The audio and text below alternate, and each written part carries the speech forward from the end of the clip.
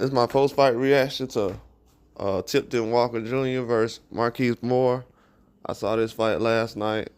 Wasn't gonna go live for it, but there was so much going on. It was a good fight though. Walker did a good job, man. He's a very good boxer. He's been out for like 3 years. I think he had like a 3-year layoff. I think he had a recent fight, but it was only like one round or something. So I was kind of like, man, he's gonna be rusty in this fight. But he's a clean-cut boxer, though. He uses his length, his jab. He's consistent, patient. And that's what he showed against Marquis Moore in this fight. I thought Moore was going to go in this fight and use a lot more of his experience and amateur background. But he did somewhat, but his gas tank was on E.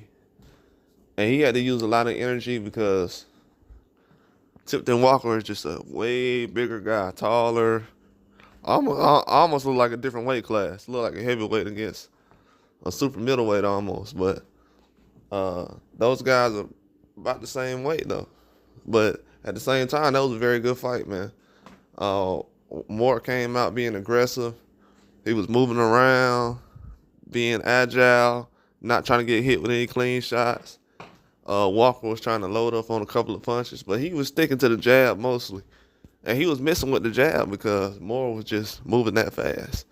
And he was that agile. But from what I've seen in that fight, Tipton Walker had a better jab. He was more consistent. When he got to the middle rounds, Moore couldn't really do anything. He tried to bait Walker into some punches. That worked for about a round or two. Then Walker started to bait him after Moore started to realize that he's not really up on the rounds. He's losing rounds because he wasn't punching. His punch output was extremely low. He wasn't hitting anything. He wasn't trying to hit anything. And that was a setback for him. And he was getting caught a lot. And Moore couldn't really do anything with it. But Walker, he was getting hit with some stuff too. I felt like if Moore would have fought that last round like he did, that last round showed that Moore was out there fighting scared. So he didn't deserve to win. He was fighting scared. In the last round, he was just dominating Walker when he was letting his hands fly. In the first couple of rounds, he was dominating. In the middle rounds, he got hit with a couple of shots, and he wanted to get out the way. He didn't want any parts of Walker anymore. And then Walker was like, I'll just throw these jabs and these straights, and I really ain't got to worry about throwing no hooks or loading up on no punches. He's affected by the punches now. So the way Walker was attacking Moore, he was basically making the judges seem like, okay, this guy's up on the scorecard. He's being aggressive coming forward. This guy Moore, he's been dodging shots for the last 3 or 4 rounds. He gonna regret not going all out in that fight. Moore should have emptied that gas tank. He should have emptied the gas tank. Too much energy spent complaining talking about the low blows. All that energy just spent. And I'm like, you need to conserve your energy and use that energy for your offense. And his offense was a lot better than what he gave it credit for, but he had the power to do some things, but he didn't want to let his hands fly. Didn't want to take that risk. Didn't want to end up a meme, I guess. Because once you get to that kind of place, you got to let your hands fly.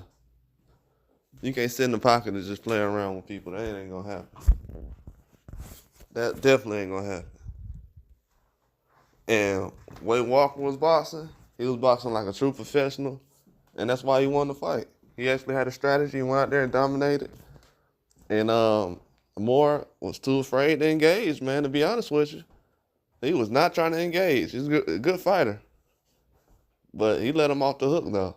And Walker was like, okay, I've been out 3 years, and you don't want to test me? You don't want to push me to my limits? Okay. With a guy like that who ain't fought that much in 3 years, man, you gotta push his gas tank, man. You gotta push him to the limit. Like if you can't do nothing else in the fight, if he a better talent than you, better power, all that's cool. But if you got the stamina You can probably beat anybody these days because guys ain't got stamina like that. But Moore had a gas tank for about 3 rounds. He took the rest of the fight off, and that was it, man. Last round he dominated, but didn't show judges enough. Didn't really show enough. Waited too much in those middle rounds. But it was a good fight though. Tipton Walker Jr. He did a good job fighting on this. It was on the Red Owl boxing card. It's pretty good. Yeah, they did a good job, man. He won by decision, so Moore let him off the hook, man. Should have fought better.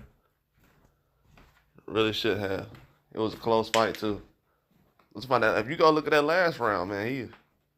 He had something going on, but that let you know that he was holding back the whole time. He was afraid of what Walker was gonna do. Walker could have got him up out of there too.